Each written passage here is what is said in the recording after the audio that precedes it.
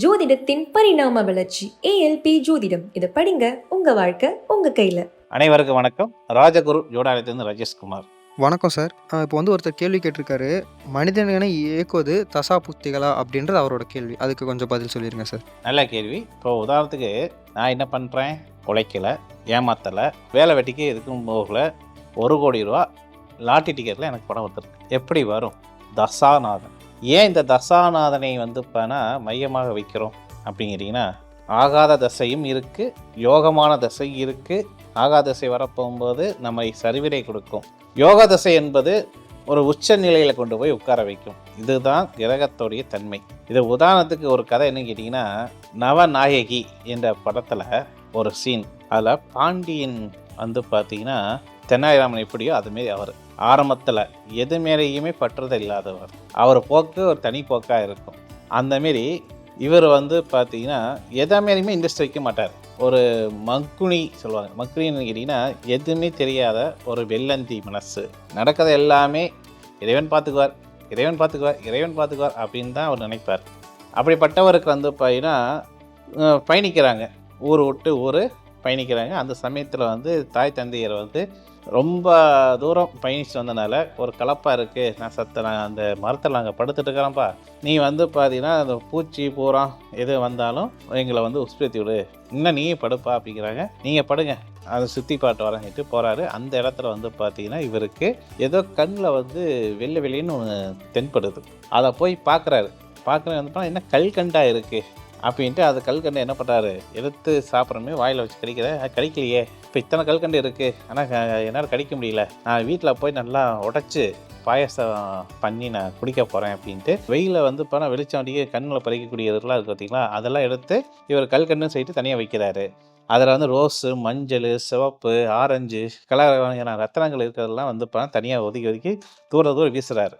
அப்போ வந்து பார்த்திங்கன்னா நாராயணன் வரார், மாறு வேரத்தில் வரார். வந்து ஏயா இதெல்லாம் வந்து உனக்கு என்னன்னு தெரியாதா, இதெல்லாம் வந்து கல்கண்டு பாருங்க, கல்கண்டு எப்படி இருக்குது பார்த்தீங்களா அப்படின்னு காட்டுறாரு.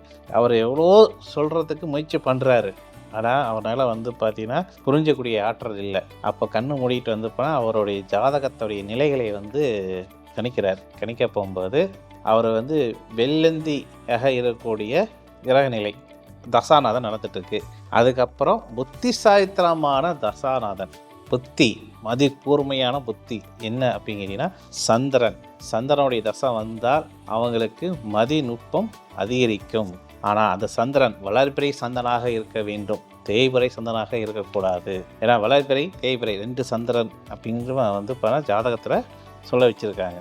அது மட்டும் இல்லாமல் ஜாதகத்தில் சந்திரன் வலுப்பெற்றிருக்க வேண்டும்.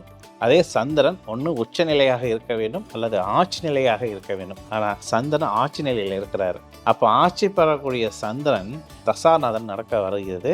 அப்போ அந்த சமயத்தில் வந்து பார்த்தீங்கன்னா வெகுளித்தனத்தை இருந்து அவருக்கு வந்து புத்தி சாரியத்தனமாக வர்றது கூடிய காலகட்டம் நெருங்கி இருக்கு.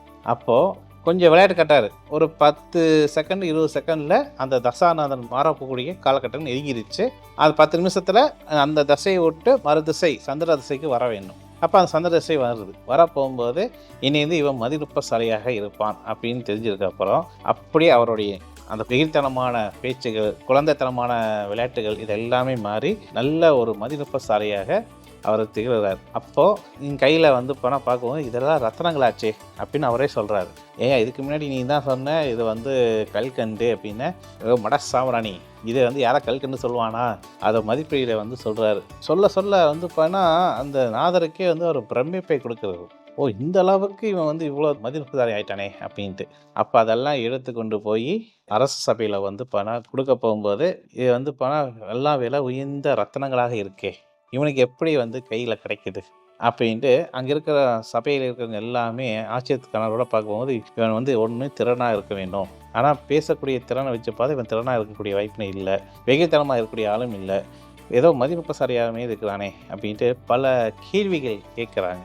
இது ஏன் இந்த கதை நான் சொல்கிறேன்னா, நம்மளுடைய தசாநாதன் யோக தசைகள் வரப்போகும்போது நமக்கு நம்ம அறியாமையே உச்சநிலையை கொண்டு போய் உட்கார வச்சிடும். அதே அந்த தசாநாதன் மட்டும் நம்ம கணக்கு இருக்கக்கூடாது.